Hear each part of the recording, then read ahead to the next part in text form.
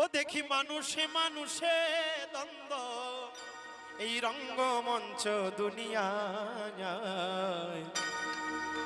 বিধির সৃষ্টি শ্রেষ্ঠ দয়াল মানুষ চেনা দয়া, বিধির সৃষ্টি শ্রেষ্ঠ দয়াল মানুষ চেনা দায়।